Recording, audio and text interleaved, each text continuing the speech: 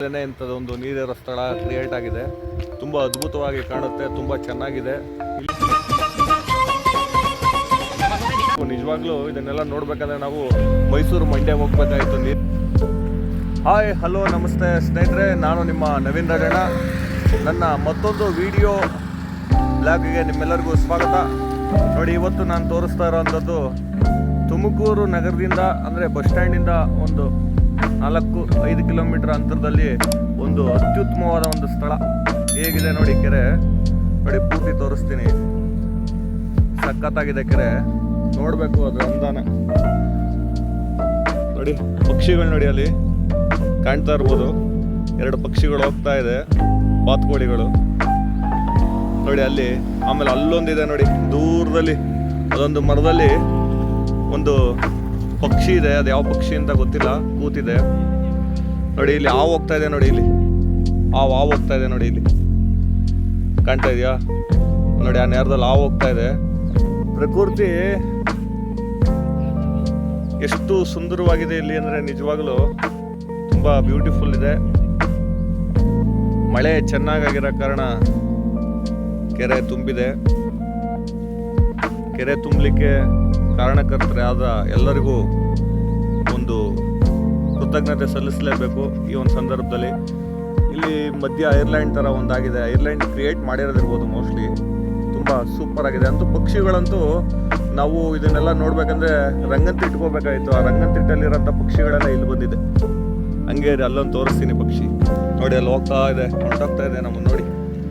ಮನುಷ್ಯರಿಂದ ಅಂತರ ಕಾಯ್ಕಂತವೆ ಈ ಪಕ್ಷಿಗಳು ನೋಡಿ. ಇಲ್ಲೊಂದು ಆರ್ತು ಕೊಕ್ರೆ.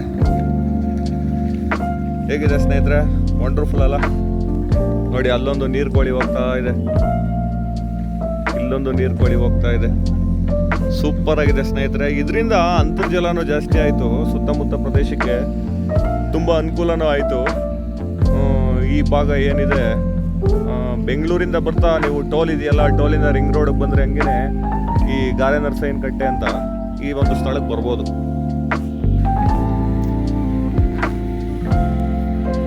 ನಿಜವಾಗ್ಲೂ ಈ ಸ್ಥಳಕ್ಕೆ ಬಂದರೆ ನಿಜವಾಗ್ಲೂ ಎಷ್ಟು ಸಂತೋಷ ಆಗುತ್ತೆ ಅಂದರೆ ತುಂಬ ಸಂತೋಷ ಆಗ್ತದೆ. ಈ ಒಂದು ಕೆರೆ ಸೊಬಗು ನಿಜವಾಗ್ಲೂ ಇದನ್ನೆಲ್ಲ ನೋಡ್ಬೇಕಂದ್ರೆ ನಾವು ಮೈಸೂರು ಮಂಡ್ಯ ಹೋಗ್ಬೇಕಾಯ್ತು ನೀರಿರೋ ಸ್ಥಳ ನೋಡಲಿಕ್ಕೆ. ಈಗ ನಮ್ಮೂರಲ್ಲೇ ಇಂಥದ್ದೊಂದು ನೀರಿರೋ ಸ್ಥಳ ಕ್ರಿಯೇಟ್ ಆಗಿದೆ. ತುಂಬ ಅದ್ಭುತವಾಗಿ ಕಾಣುತ್ತೆ, ತುಂಬ ಚೆನ್ನಾಗಿದೆ. ಇಲ್ಲಿ ಹಲವಾರು ಮರಗಳನ್ನೂ ಹಾಕಿದ್ದಾರೆ ನೋಡಿ.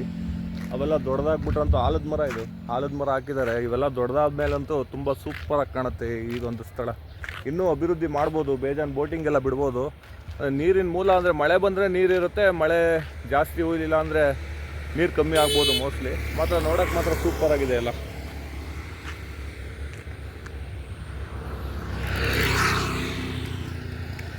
ನೋಡಿ, ಇದೆ ಆ ಕೆರೆ, ಗಾರೆ ನರಸಯ್ಯನ ಕಟ್ಟೆ. ಪಾಲಿಕೆ ಸದಸ್ಯರು ವಿಷ್ಣುವರ್ಧನ್ ಅವರ ಒಂದು ಮುಂದಾಳತ್ವದಲ್ಲಿ ಈ ಒಂದು ಕೆರೆ ಜೀರ್ಣೋದ್ಧಾರ ಆಗಿದ್ದು. ನಾವು ಈ ಒಂದು ಕೆರೆಯ ಅಂದರೆ ಧರ್ಮಸ್ಥಳ ಸಂಘದವರು ಇದನ್ನೆಲ್ಲ ಮಾಡಿಕೊಟ್ರು. ವಿಷ್ಣುವರ್ಧನ್ ಅವರ ಒಂದು ಸಹಯೋಗದೊಂದಿಗೆ ಅವರ ಇದರಲ್ಲಿ ಧರ್ಮಸ್ಥಳ ಸಂಘದವರೆಲ್ಲ ಸೇರಿ ಕೆರೆನ ಮೇನ್ ಪಾರ್ಟ್ ಬಂದು ವಿಷ್ಣುವರ್ಧನ್ದವರೇ. ಈ ಒಂದು ಕೆರೆ ಇಷ್ಟೊಂದು ಚೆನ್ನಾಗಿ ಆಗಲಿಕ್ಕೆ ಕಾರಣಕರ್ತರೆ ಅವರು.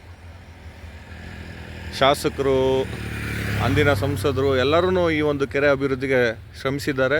ಕೆರೆಗಳು ಉಳಿಸ್ಬೇಕು. ಕೆರೆಗಳು ಉಳಿಸ್ಲಿಲ್ಲ ಅಂದರೆ ಮುಂದಿನ ದಿನಗಳಲ್ಲಿ ನಗರ ಪ್ರದೇಶಗಳಲ್ಲಿ ನೀರಿನ ಬವಣೆ ಆಗ್ತದೆ. ಅದು ಯಾವುದೋ ಒಂದು ನೀರು ನಿಲ್ಲಬೇಕಷ್ಟೆ, ಭೂಮಿ ಇಂಗಬೇಕು, ಅಂತರ್ಜಲ ಗುಣಮಟ್ಟ ಚೆನ್ನಾಗಿರಬೇಕು. ಸಾವಿರಾರು ಪ್ರಾಣಿ ಪಕ್ಷಿಗಳಿಗಂತೂ ಈ ಒಂದು ಕೆರೆ ಆಶ್ರಯ ತಾಣ ಆಗಿದೆ ಅಂದರೆ ಸುಳ್ಳಲ್ಲ.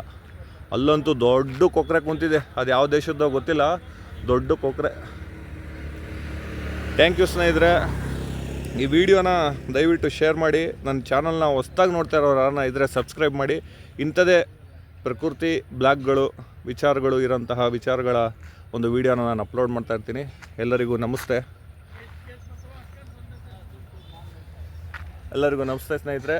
ನನ್ನ ಚಾನಲ್ ಯಾರು ಸಬ್ಸ್ಕ್ರೈಬ್ ಮಾಡಿಲ್ಲ, ಸಬ್ಸ್ಕ್ರೈಬ್ ಮಾಡಿ ಪ್ರೋತ್ಸಾಹಿಸಿ. ಹೀಗೆ ಪರಿಸರಕ್ಕೆ ಸಂಬಂಧಪಟ್ಟಂತೆ ನಿಮಗೆ ಮನಸ್ಸಿಗೆ ಮುದ ಆಗೋಂತಹ ವಿಡಿಯೋಗಳನ್ನ ನಾನು ಅಪ್ಲೋಡ್ ಮಾಡ್ತಾ ಇರ್ತೀನಿ. ಎಲ್ಲರಿಗೂ ಧನ್ಯವಾದ.